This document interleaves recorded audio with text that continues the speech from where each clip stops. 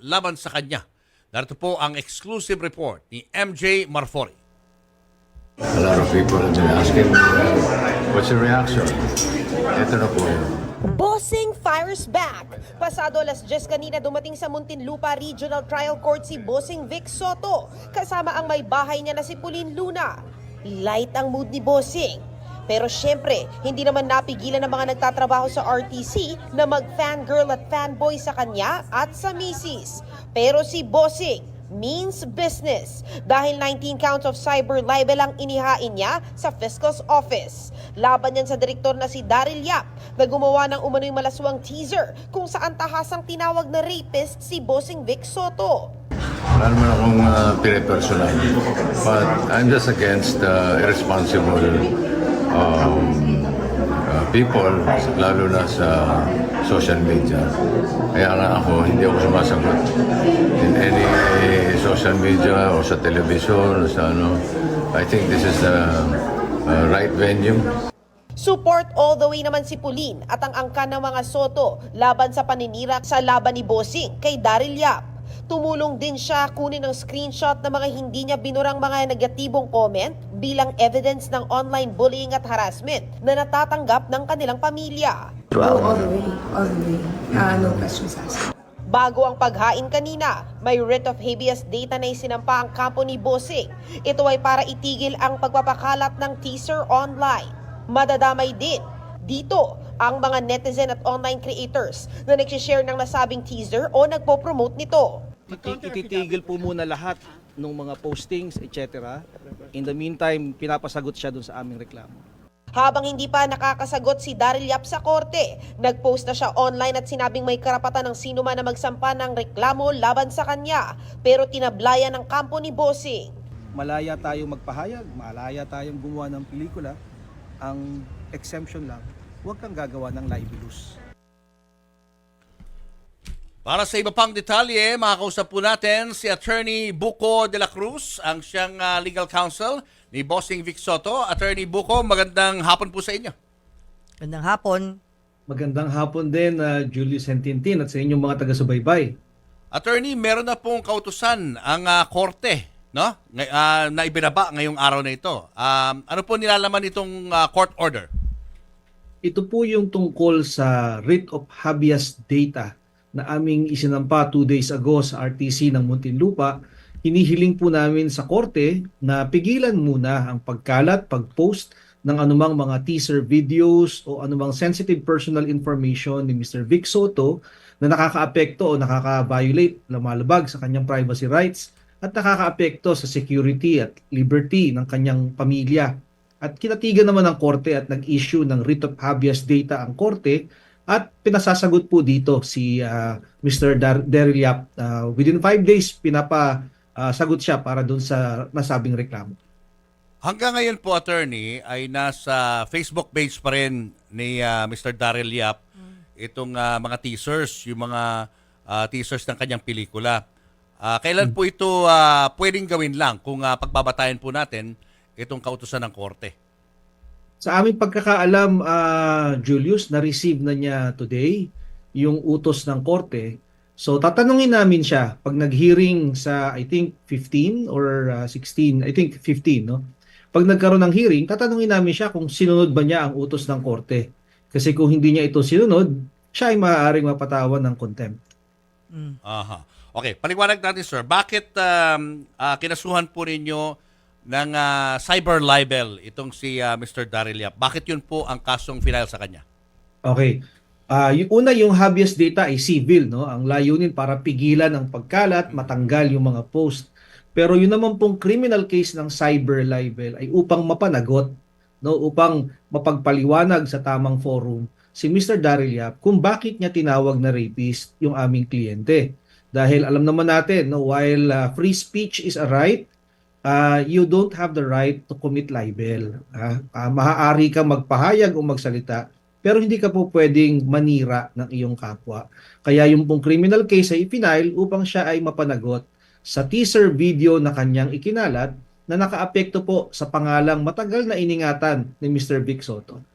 Kasi ang argumento ho ng ibang mga netizens, Bakit daw nagre-react agad yung kampo ni Bossing considering na hindi pa naman napapanood in its entirety itong pelikula nitong si Daryl Yap. Ano pong reaksyon Opo, niyo ron?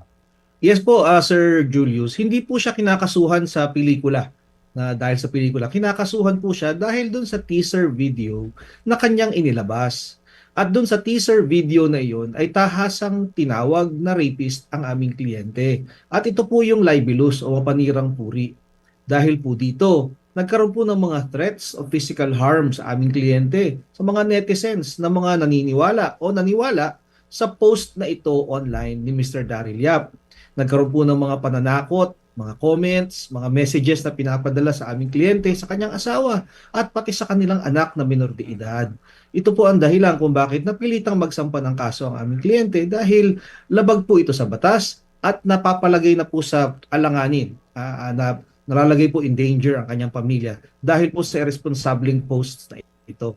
Hindi ho mahalaga ang kanyang intensyon. Kung meron siyang planong magkaroon ng twist o iabsuelto sila sa kanyang kwento, ang intention po ng may akda ay hindi mahalaga sa libel. Ang sinusukat lamang po dito ay ang epekto ng kanyang naipost na sa pangalan o reputasyon ng kanyang biktima.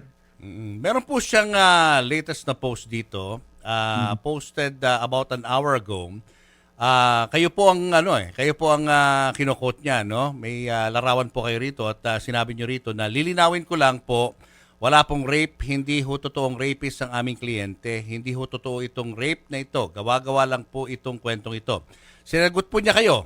Sabi niya rito, napakalinaw naman ng teaser, maging ng caption ito. Nagsampa, inurong, lumaban, bumawi, bakit? At sino ba nagsasabi ng tinutukoy ng title ng pelikula kung ito, The Rapist of Pepsi Paloma, ay ang kliyente mo? Kayo lang daw ang nagtutukoy nun. Ano po masasabi niyo rito? Siguro ho, depensa na ho niya yan. Makikita naman po natin yung video mismo na pinost niya, binanggit po yung pangalan ng kliyente, buong buo po. No? So maaaring gumagawa na siya ng kanyang depensa ngayon. Maganda ho yan para ho doon na sa korte pag-uusapan kung valid ang kanyang defense o hindi.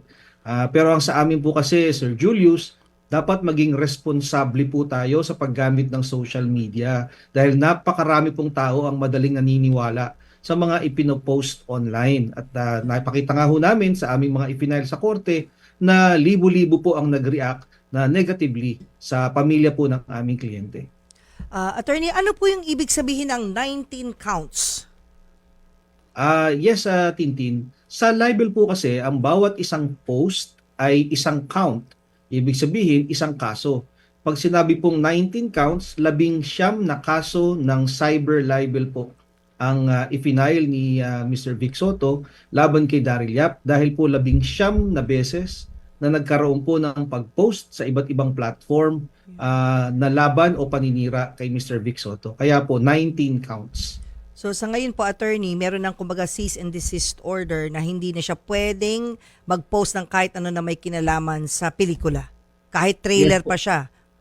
Yes po. Na binabanggit po ang personal information, pangalan, muka ng aming kliyente. Yun po kasi yung pinoproteksyonan ng Data Privacy Act. Ang pangalan po ng isang tao, ang kanyang pagkakasangkot sa isang kaso, totoo man o hindi, ay tinatawag na sensitive personal information. Sa ilalim po ng batas, Section 13 ng Data Privacy Act, hindi po ito pwedeng i-kolektahin, i-process, i-share, i-disclose, i-post ng walang consent ng data subject o ng tao. Paano so, doon kung- po sa post ng korte, hindi ho niya po pwedeng gawin ito at pinipigilan siyang gawin ito. Ayun. Paano po kung maglabas, let's say, ng isang teaser na walang mini-mention na kahit na sinong tao? Pwede po ba niyang gawin to? Ibang version? Po pwede po niyang gawin yon, no? Kaya nga po ang sinasabi namin na may mga paraan na ginagawa ang mga filmmakers upang iwasan ang kasong libel. Pero pag hindi mo kasi sinunod ang batas, may consequence. We are the products of the choices we make at may kaakulang parusa ang paglabag sa batas. Attorney, what about yung mga actors na gumanap? Particularly yung trailer na yon, yung nagsambit ng pangalan ni Vic Soto, si Ma'am Gina Alhar, a very respected actress. Pwede po ba siyang madamay sa kaso? Pwede po, kaya lang pinili po ng aming kliyente ni Mr. Vic Soto na ang kasuhan na lamang ay yung pong nag-cause ng publication. meaning yung pong naging dahilan kung bakit po ito nalathala at nagkalat, no?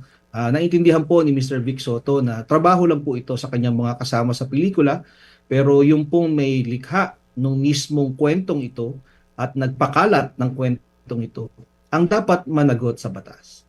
Siguro linawin po natin yung yung side ni ni Bossing Vic kasi marami po tayong mga viewers na hindi nabuhay nung henerasyon na yon na kapag napanood nila yung teaser, siyempre ang dami naglarong sa kanilang isipan, ano ba talaga history nito? Hindi nila alam yung background. Siguro paliwanag po natin, ano po ba ang panig ni Bossing Vic doon sa akusasyon na involved siya doon sa kasong yun? Maliwanag po ang posisyon ni Mr. Vic Soto. Wala pong ganong rape, no? Walang nangyaring rape. In fact, inamin mismo nung complainant umano na si Pepsi Paloma na hindi totoo yung nasabing akusasyon niya. Kaya binawi niya, no? Nag-desistance siya doon sa sinasabing kasong yun. At sinabi niyang ito ay gimmick lamang nung kanilang dating manager na si Mr. Ray de la Cruz. At ito po ay nalathala naman eh. Nalathala po ito sa lahat ng pahayagan. Kaya nagtataka kami na sa teaser video, pinili lamang na ang ilabas ay yung tungkol sa akusasyon ng rape. So ang layunin talaga ay mag-generate ng public awareness, ibenta ang pelikula at kumuha ng maraming atensyon, sinensationalize kumbaga ang pelikula. At dahil dito ay nasira ang pangalan ng aming kliyente. At hawak niyo pa ho yung mga original na court records nito. Nilakip po namin yung mga nakuha naming mga publications na nagpapatotoo doon po sa sinasabi ng aming kliyente na ito po ay dismissed na. Nakita ko po kasi doon sa ano mismo sa pinaka affidavit na nabanggit doon na ang umatras sa kaso ay si Pepsi kasama ng kanyang ina. At doon sa post ni Mr. Daryl Yap, parang sinasabi niya ng source ng kanyang kwento ay ang ina ni Pepsi Paloma. Hindi ho ba parang kontra yun? Yeah. Kaya hihintayin po namin kung kung isasama niya sa kanyang counter affidavit ang salaysay ng ina ni Miss Pepsi Paloma. Wala pa ho kasi kaming nababasa tungkol doon. Ang ibinabase lang po namin, ang basihan lang po ng reklamo ay yung pong ipinost online. Kasi yun lang naman po ang available sa amin. Yung pong ipinost online ni Mr. Daryl Yap. Pero gusto ko rin linawin, attorney, talaga ho bang nung inatras yan, yung nanay po, aware po siya na inatras ng anak niya yung kaso? Wala po kaming knowledge ng participation po ng nanay. Ang nakita lang po namin ay yung affidavit of desistance ni Miss Pepsi Paloma. Pero maaari po, kasi minor de edad siya nung panahon na yon, kaya maaaring ni-require ng piskal ang presence ng kanyang magulang. Linawin din po natin, attorney, bakit po ganun kalaki yung amount na inyong hinihingi? 35 million in total. Bakit po ganun kalaki?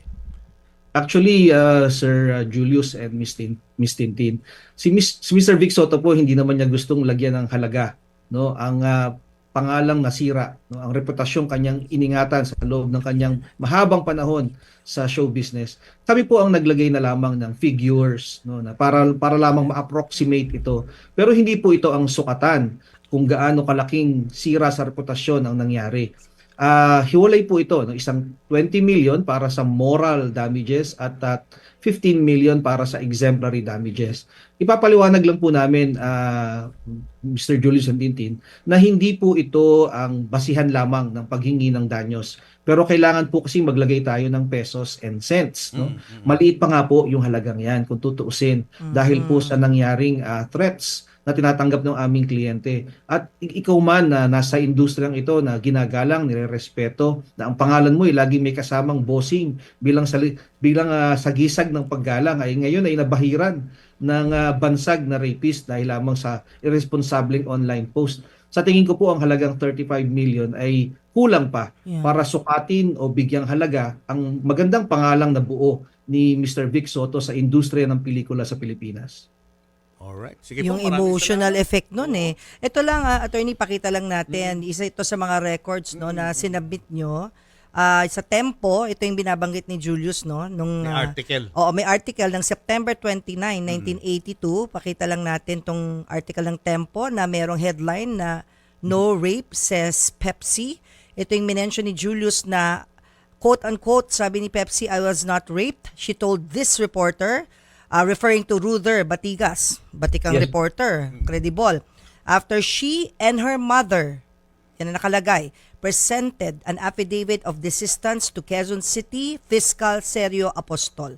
Ito lang yung sinasabi ni Julius kanina na may basihan na, ayan, kasama niya yung nanay niya when they presented the affidavit of desistance. Tama po. Yan yun. Tama po. Kasama yung nanay. Oo. Tsaka ulitin natin lang yung sinabi ni Attorney Buko na hindi mahalaga ang intention, no, na nag-create ng material na yon, yung trailer na yon, kundi yung naging epekto sa mga taong minention doon sa trailer na yon. Kumbaga, the damage has been done, Julius. So, ibig ba sabihin nito, attorney, kahit na, let's say, in defense of himself and his work, sabihin niya na wala akong masamang intention dyan. Pag pinanood niyo yung buong pelikula, malalaman niyo, hindi naman pala yan yung intention. It doesn't matter anymore kasi importante dyan is nakaharm na siya sa image, no, at pangalan ni Vic Soto. Tama po?